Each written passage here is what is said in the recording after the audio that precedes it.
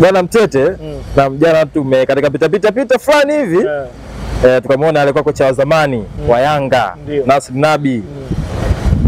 Inasemekana bwana Simba wako kwenye mazungumzo kutaka kuwa kocha mkuu. Je, kama Simba watamchukua anafaa kuwa kocha mkuu wa klabu ya Simba? Tena nikwambie kitu kimoja. Nadhani kama Simba watafanikiwa kumpata Nasri Nabi watakuwa wamelamba dume. Kwa nini nakwambia hivyo? Unajua ni bonge moja la kocha yule jamaa. Ni bonge moja la kocha. Ni kocha ambaye anaamini kwenye falsafa ambayo amekuwa akiitumia ndani ya timu. Lakini ni kocha ambaye anaweza akaendana na project ya Simba ambayo wao wameitengeneza kwa takriban miaka 4 sasa, inaonekana kuto kufaulu kwa kiasi kikubwa. Na wao Simba wanaamini kwamba Fadlu ndiye ambaye alikuwa ana uwezo mkubwa sana wa kuwapeleka kwenye nchi ya ahadi, lakini amewakimbia, amewaacha njiani. Project yao inaonekana kufa. Sasa ni nani ambaye anaweza akawa na muendelezo mzuri wa kufanya hiyo project kuweza kumachua? Mimi naamini ni Nasri Nabi. Unajua wakati ameingia Yanga kwenye msimu wake wa kwanza hakuwa na nyakati nzuri, lakini muangalie kwenye msimu wake wa pili baada ya Engineer Hersi kuingia frontline kufanya sajili za kibabe zaidi ndani ya klabu ya Yanga, Yanga ilionekana kubadilika kwa kiasi kikubwa. Falsafa ya soka ambayo aliiweka ndani ya Yanga ya kumiliki zaidi mpira, kufunga magoli mengi, ndiyo ambayo mpaka leo hii Yanga wamekuwa wakiishi kwenye ile falsafa ambayo alianzisha Nasri Nabi. Na kwa Simba ni Simba ambayo watu wengi wamemisi kuliona lile pila biliani, pila shawalma, pila sambusa za, yani wamemisi kuona hivyo vitu. Sasa ni nani ambaye anaweza akafanya hicho kitu? Ni Nasri Nabi. Ni mwalimu ambaye anajua jinsi ya kuishi na wachezaji, lakini ni mwalimu ambaye ana falsafa bora sana. Tunamzungumzia Nabi ambaye ameanza maisha ndani ya Yanga, ikamuinua kwa kiasi kikubwa kwa soka safi ambalo alikuwa analipiga. Ameenda Kaizer Chiefs, kaangalia Kaizer Chiefs namna ambavyo walibadilika. Alistruggle kwenye hatua za mwanzo, lakini umeiona Kaizer Chiefs ambayo ilikuwa inabadilika, Kaizer Chiefs ambayo ilikuwa inatumia vijana wake wenyewe na wachezaji wengine wachache sana ambao walisajiliwa, lakini ni timu ambayo ilikuwa inabadilika. Sasa hii ni Simba ambayo ina wachezaji ambao ni vijana, wachezaji ambao wanatamani kuonyesha kwamba tuna kitu ambacho ni special cha kuandika historia ndani ya klabu ya Simba.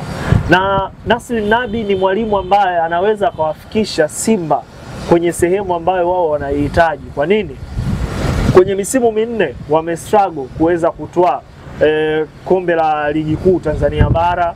Ni Simba ambayo mpira wake ambao wanacheza hauwavutii watu wengi. Tumeona juzi hapa namna ambavyo watu walikuwa wanalalamika timu ilivyokuwa inacheza dhidi ya Gaborone United kutoka kule nchini Botswana. Sasa mimi Nabi nadhani anaweza akadeliver kitu ambacho kikawa ni special kutokana na wachezaji ambao wapo.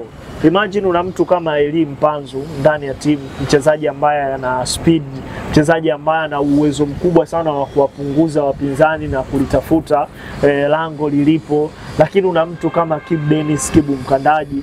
Na watu wengi watakumbuka wakati Nabi yupo Yanga alikuwa anamuhusudu sana Kibu Denis. Anaamini kwamba ni mchezaji ambaye ana kitu fulani ambacho ni special, lakini si yeye. Ni makocha wangapi wamepita ndani ya Simba na kila wanapoulizwa mchezaji gani wanamuhusudu, mchezaji gani wanayempenda, amekuwa ni Kibu Denis. Kwa hiyo kwa Nabi anaweza akambadilisha Kibu Denis kidogo akawa ni mchezaji mmoja hatari sana ndani ya klabu ya Simba na ndani ya ligi kuu Tanzania bara. Lakini imagine una mtu kama Jonathan Soa kwenye eneo la juu. Wakati Nabi yupo Yanga alikuwepo Fiston Kalala Mayele. Watu wengi watakumbuka namna ambavyo aliwatemesha nyongo hapo kwa Mkapa Simba, ambayo ilikuwa ina struggle kwa kiasi kikubwa sana. Utakumbuka kwenye ile mechi ya goli 2-1 Fiston Kalala Mayele alimuhangaisha sana Joshua, alikuwa ni Onyango, Joash Onyango anaenda kupiga chuma ya pili. Kwenye ushindi wa goli 1-0 alikuwa ni Fiston Kalala Mayele chini ya mwalimu Bwana Mtete na mjana katika pita fulani hivi tukamwona alikuwa kocha wa zamani wa Yanga Nasri Nabi. Inasemekana bwana Simba wako kwenye mazungumzo kutaka kwa kocha mkuu. Je, kama Simba watamchukua anafaa kuwa kocha mkuu wa klabu ya Simba? Tena nikwambie kitu kimoja. Nadhani kama Simba watafanikiwa kumpata Nasri Nabi watakuwa wamelamba dume. Kwa nini nakwambia hivyo? Unajua ni bonge moja la kocha yule jamaa. Ni bonge moja la kocha. Ni kocha ambaye anaamini kwenye falsafa ambayo amekuwa akiitumia ndani ya timu.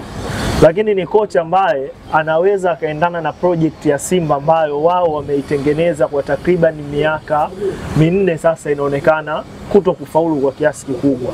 Na wao Simba wanaamini kwamba Fadlu ndo ambaye alikuwa ana uwezo mkubwa sana wa kuwapeleka kwenye nchi ya ahadi, lakini amewakimbia, amewaacha njiani. Project yao inaonekana kufa. Sasa ni nani ambaye anaweza akawa na mwendelezo mzuri wa kufanya hiyo project kuweza kumachua? Mimi naamini ni Nasri Nabi.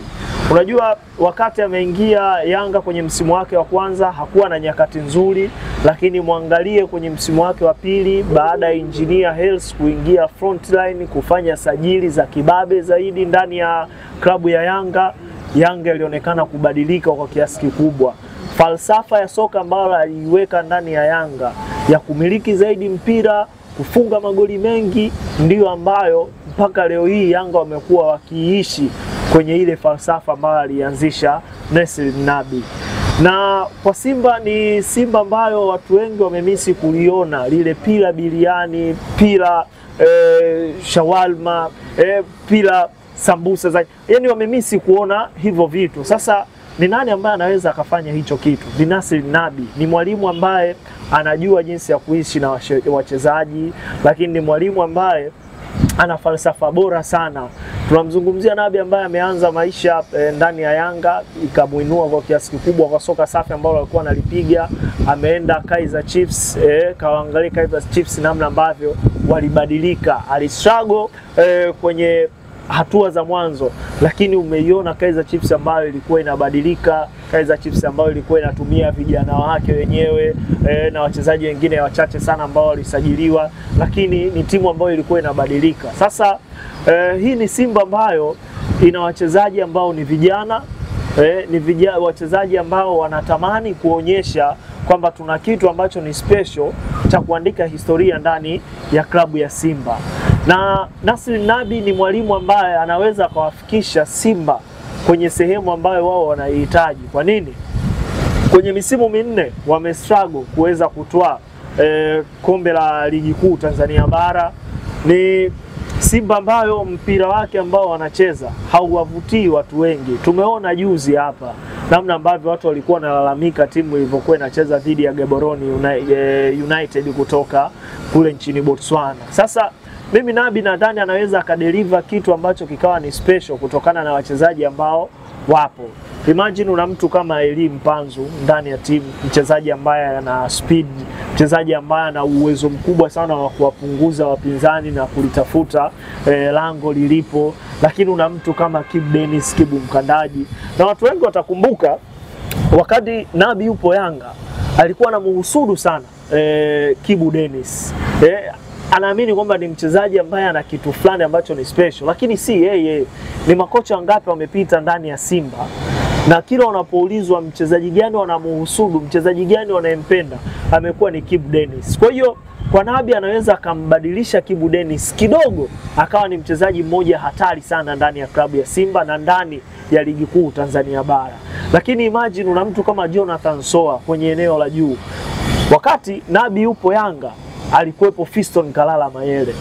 Watu wengi watakumbuka namna ambavyo aliwatemesha nyongo hapo kwa Mkapa Simba, ambayo ilikuwa ina struggle kwa kiasi kikubwa sana. Utakumbuka kwenye ile mechi ya goli 2-1 Fiston Kalala Mayele alimwangaisha sana Joshua, alikuwa ni Onyango, Joash Onyango, anaenda kupiga chuma ya pili. Kwenye ushindi wa goli 1-0 alikuwa ni Fiston Kalala Mayele chini ya mwalimu